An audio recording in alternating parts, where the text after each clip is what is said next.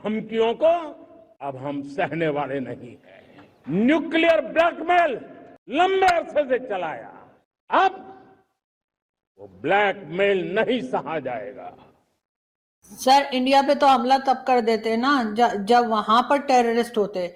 जब टेररिस्ट अपने ही हमने बिठा के रखे, हमने खुद ही बनाए हैं, हमने खुद ही प्रोड्यूस किए हैं, चाहे वो जनरल परवेज मुशर्रफ ने कहा हो, चाहे अभी आपके डिफेंस मिनिस्टर ख्वाजा आसिफ साहब ने कहा हो कि हम 30 इयर्स मिलिटेंट्स को पालते रहे, हमारी गलती थी, हम डॉलर लेके ये करते रहे। तो जब आपके बिलावल भुट्टो जरदारी ये कहते हैं कि पाकिस्तान की एक हिस्ट्री रही है और उस पर हमें शर्मिंदगी है, तो सर फिर जब टेररिस्ट यहाँ पर होंगे तो हम भारत पे हमला क्यों कर देंगे? सब लोग। चलो भाई, देखो अब मैं क्या कर। आज 15 अगस्त का एक विशेष महत्व भी मैं देख रहा। मुझे बहुत गर्व हो रहा है। आज मुझे लाल किले की प्राचीर से ऑपरेशन सिंदूर के वीर जाबाजों को सैल्यूट करने का अवसर मिला है।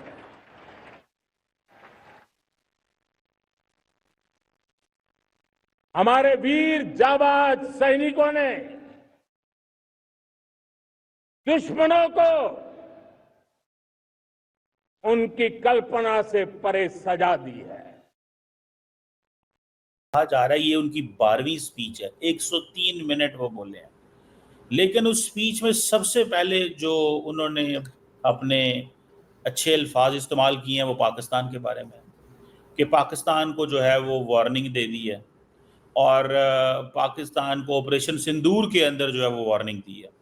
और दूसरा ये है कि सिंदूर चल रहा है और उन्होंने ये भी कह दिया कि सुना है कि अमेरिका को भी जो है वो अलर्ट कर दिया। ठीक है, वो कह रहे हैं कि जी अमेरिका, पाकिस्तान को वार्निंग दे दी है, अमेरिका को क्लियर मैसेज अलर्ट कर दिया। मैडम, आपको नहीं लगता कि मोदी साहब को इस दिन तो मोहब्बत प्यार की बात करनी चाहिए? हमें 15 अगस्त को, 14 अगस्त को एटलीस्ट कौमों को नज़दीक करने की बात करनी चाहिए, बजाय कि हम दोबारा वही बातें उठा लें। क्या कहेंगी मैडम? सर, सबसे पहले तो मेरी तरफ से भी तमाम इंडियंस को जो है वो कहना चाहिए कि 15 अगस्त की मुबारकबाद, और इस बात की मुबारकबाद कि उनको हमसे छुटकारा मिला।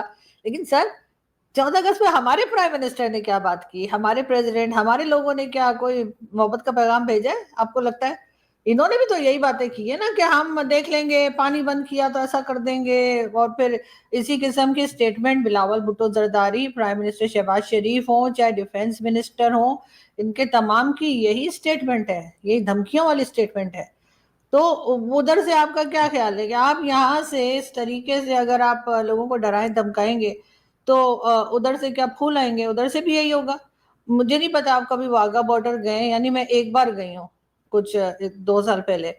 तो हमारी तरफ से उनकी साइड पे जो सॉन्ग्स बज रहे थे वो हार्डली खैर मैं सुन पा रही थी, लेकिन ये कि वो ऐसी थी, वो चक दे इंडिया और इस तरह के थे ना, वो जो मूवीज में होते हैं। और हमारे साइड पे जो तराने या गाने बजाए जा रहे थे वैसे थे कि हम दुश्मन का सर काट देंगे, तो हम ऐसा कर देंगे, वैसा कर देंगे, इस किस्म के थे। और इतना लाउड लगा रखा था कि हम दूसरी साइड की आवाज जो है बहुत मुश्किल से सुन पा रहे थे। तो सर, नफरतें आप देंगे तो जवाब में फिर नफरत ही मिलेगी ना, जवाब में कोई लड्डू तो आएंगे नहीं।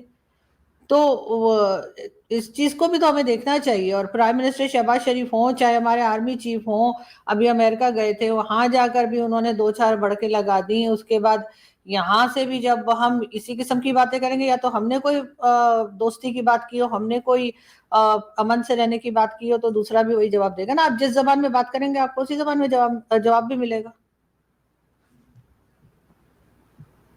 मैडम, वो तो बात ठीक है आप कह रही हैं, तो पाकिस्तान ने तो कोई ऐसी कोई लड़ाई की बात नहीं की।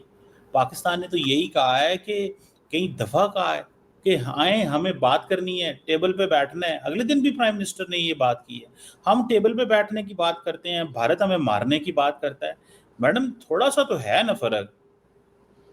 सर देखें, वो तो हमें अपनी तरफ से कोई स्टेप भी तो लेना होगा ना। जिन लोगों को हमसे सालों साल से नाराजगी है, जो हमें बार बार ब्लेम कर रहे हैं, मुख्तलिफ उनके अटैक जो हुए हैं उसके ऊपर, वो हमने किए नहीं किए उसके ऊपर तो मैं डिबेट नहीं करूंगी, लेकिन जाहिर है कि हमारी तरफ कुछ ना कुछ उन्होंने इल्जामात लगाए और उनके लिए उन्होंने सबूत भी दिए, हम नहीं माने। तो अब वो क्या करें? आपकी तरफ से वो आप कहेंगे डायलॉग, और आप डायलॉग क्या करेंगे? वो अगर फर्ज करें वो आ जाते हैं बातचीत करने, वो कहेंगे कि जी आपके यहाँ फलाना टेररिस्ट है, फलाना टेररिस्ट है, हाफिज सईद है, ये है वो है। आपने कह देना नहीं वो तो है ही कोई नहीं। तो वो क्या बात करे आकर? आप खुद बताएं। जवाब तो हमें हमें अभी से पता है कि हमारे यहाँ से क्या रिप्लाई जाएगा। जब वो कहेंगे कि या मसूद अजहर की बात करेंगे या हाफिज सईद की बात करेंगे या और जितने नाम लिस्ट में होते हैं उनकी बात करेंगे, दाऊद इब्राहिम वगैरह, हमने तो सबको मना कर देना है कि नहीं वो तो है ही नहीं। कुछ को तो हम कह देंगे कि वो यहाँ पर मौजूद नहीं है, बाकियों को हम कह देंगे कि वो तो टेररिस्ट ही नहीं है, चाहे उनका यूनाइटेड नेशन में भी नाम लिखा हो। तो सर ऐसे लोगों से बात करके फायदा क्या होगा भारत को?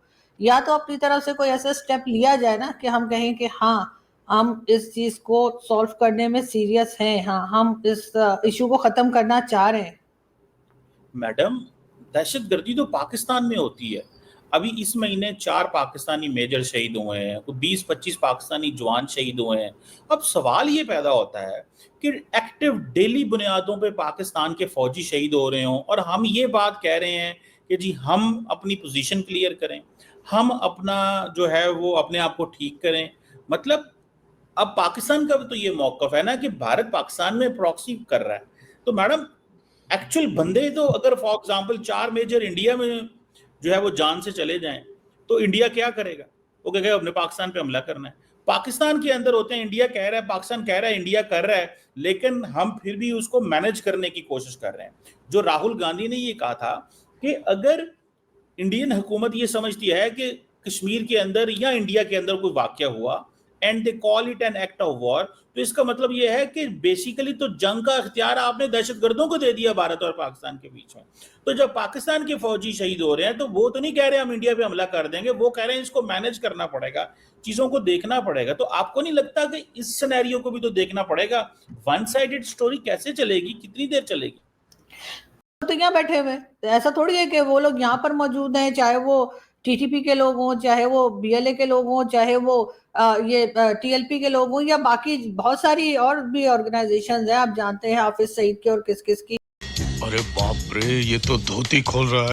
तो ये लोग अगर यहाँ बैठे हैं तो मुझे समझ नहीं आ रही कि हम भारत पे अटैक क्यों कर देंगे। ये तो यही है। तो और बाकी हम अगर भुगत रहे तो हम इसीलिए भुगत रहे ना कि हमने इन लोगों को बनाया। हमने ना बनाया होता तो ऐसा ना होता। हमने इनको इस्तेमाल किया, कभी फलस्तीन के लिए तो कभी कश्मीर के नाम पर, और कह दिया कि जी ये तो फ्रीडम फाइटर है। अगर हमारे ऊपर आके फट जाता है कोई तो हम कहते हैं ये तो टेररिस्ट है, और अगर दूसरों के पास जाके हमारी लोग ये करते हैं तो हम कहते हैं वो तो फ्रीडम फाइटर है जी, वो तो आजादी की जंग लड़ रहे हैं। तो फिर बलोचिस्तान वाले किस बात की आजादी की जंग लड़ रहे हैं, या वो भी आप उनको भी टेररिस्ट कहेंगे? तो सर ये तो अलग गलत बात है ना कि अपने लिए कुछ और दूसरे के लिए बिल्कुल ही उसका मतलब कुछ और निकाल।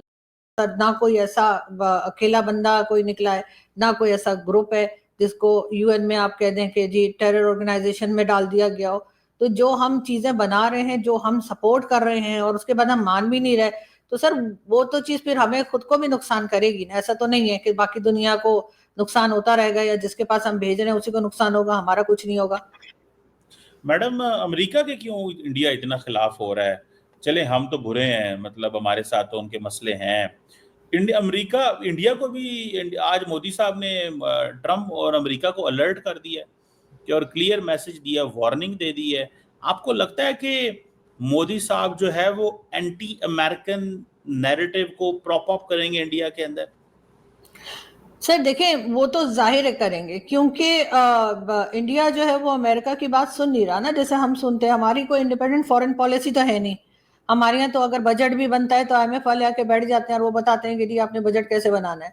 भारत में तो ऐसा नहीं होता। भारत को तो मैं पिछले 2-3 बल्कि 4-5 साल से जो भी इंडियन पैनलिस्ट या एम्बेसडर्स भी आते हैं उनसे भी मैंने कहा है कि आपको नहीं लगता कि अब अमेरिका जो है उसको ये चीज पसंद नहीं आएगी भारत की कि वो अपनी मर्जी से फैसले क्यों कर रहा है। तो उस वक्त कुछ लोगों ने तो इनकार किया कि नहीं नहीं हमारी तो अमेरिका से बड़े अच्छे टर्म्स हैं और ऐसा नहीं होगा। लेकिन कुछ ने कहा कि हाँ ऐसा हो सकता है। तो मुझे तो यही लगता है कि अमेरिका जो है वो भारत के अगेंस्ट इसीलिए हो गया है कि अब उनको कह रहे हैं कि जी आप रशिया के साथ बिजनेस ना करें, या कोई और तरह की जो इंस्ट्रक्शंस दी जा रही हैं जो कि वो एज अ सुपर पावर समझते हैं कि उनकी बात सुनी जाए। तो जब वो नहीं सुनी जाएगी सर तो फिर यही होगा कि जो हो रहा है अब उसमें दो ही रास्ते थे, या तो भारत मान जाता हर बात को और हर चीज में जी हुजूरी करके और उनके हिसाब से अमेरिका के हिसाब से चलते, या फिर उन्होंने जाहिर है कि तगड़ा जवाब दे दिया, तो ये तो नहीं, होना ही था तगड़े ना। सवाल किस चीज। जय हिंद दोस्तों। मोदी जी भारत के प्राइम मिनिस्टर लाल किले से पाकिस्तान पे को सीधा वार्निंग दे दिया है, क्योंकि पाकिस्तान हमेशा परमाणु अटैक या न्यूक्लियर अटैक या थ्रेट देते रहता है। उसके संबंध में मोदी जी ने बात की है लाल किले से। और उसके बाद इस वीडियो में आप देखने को मिलेगा कि जैसे कैसे कमर चीमा जो मोदी के खिलाफ जो एज यूजुअल वो बातें करते रहता है। उसके बाद आरजू काजमी ने कैसा जवाब दिया। आरजू काजमी एक पाकिस्तानी एक कह सकते हैं कि ह्यूमन राइट्स एक्टिविस्ट हैं, जो कि वो यूट्यूब पे वीडियो डालती है।